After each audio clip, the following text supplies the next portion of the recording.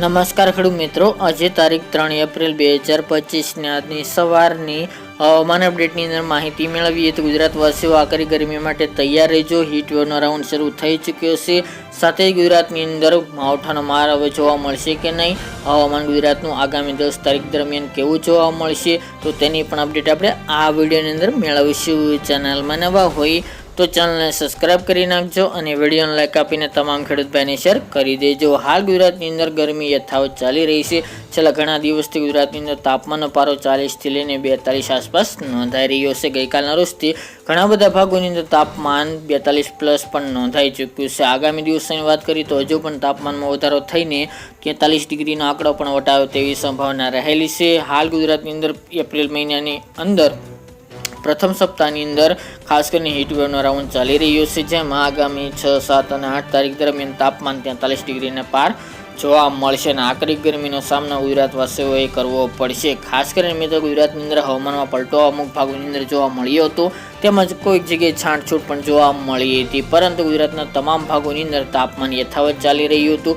તેમજ મિત્રો ગરમીનું પ્રમાણ પણ યથાવત જોવા મળી રહ્યું હતું. અમુક વિસ્તારમાં સામાન્ય રાહત જોવા મળી હતી, પરંતુ ઓવરઓલ વાત કરીએ તો ગુજરાતમાં હાલ તો ગરમીમાંથી રાહત મળી ન હતી. આગામી દિવસોની અંદર પણ ગુજરાતની અંદર ગરમીમાંથી હવે છુટકારો મળે તેવા સંજોગો જણાઈ રહ્યા નથી. આગામી એટલે કે 10 તારીખ સુધી ગુજરાતની અંદર હીટ વેવનો રાઉન્ડ જોવા મળશે, જેમાં મોટાભાગના વિસ્તારની અંદર તાપમાન 40 પ્લસ નોંધાશે, તેમજ અમુક મેન વિસ્તારોની અંદર 42 પ્લસ એટલે કે 43 ડિગ્રીને પણ તાપમાન વટાવે તેવી સંભાવના રહેલી છે. ખાસ કરીને સૌથી ઊંચું તાપમાન રાજકોટ, જૂનાગઢ, અમરેલી, બોટાદ, સુરેન્દ્રનગર, ડીસા હોય, ઈડર, વડાલી જે પાટણ મહેસાણાના વિભાગ છે, અમદાવાદ, ગાંધીનગર, ખેડા વિસ્તાર, સુરત, ભરૂચ, નર્મદા, વડોદરા આ તમામ ભાગો અને ભુજ, ભચાઉ, નખત્રાણા, અડેસર જેવા ભાગોની અંદર પણ તાપમાન 42 પ્લસ.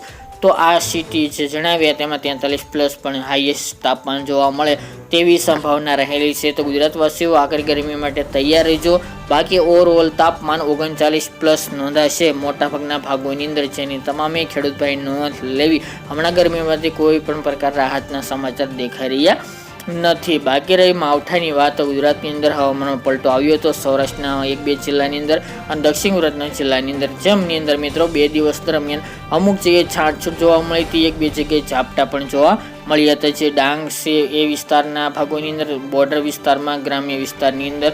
બાકી મિત્રો ગુજરાતમાં કોઈ માવઠાનો ખતરો જોવા મળ્યો ન તો. હવે ધીરે ધીરે ગુજરાતથી ઘણા દૂર વાદળો જોવા મળી રહ્યા છે. જે સિસ્ટમ હતી તે રૂટ કરતા વિરુદ્ધ દિશામાં હાલી હતી, જેના કારણે ગુજરાતમાં કોઈ માઠી અસર માવઠાના કારણે જોવા મળી ન હતી. એટલે માવઠા માટે આમ તો બચી ગયા એમ જાણી શકાય મિત્રો. બાકી હમણાં ગુજરાતની અંદર કોઈ માવઠા થવાની સંભાવના દેખાઈ રહી નથી. કોઈ હવામાનમાં પલટો આવશે તો ચોક્કસપણે અપડેટ આપશું.